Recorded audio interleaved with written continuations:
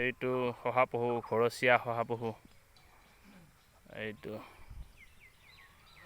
Tweet tweet tweet tweet কেনেকুৱা লাগিছে?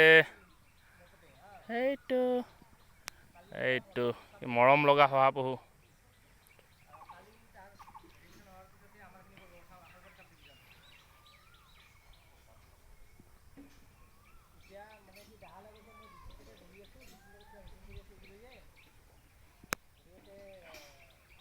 মৰম লাগিছে ন?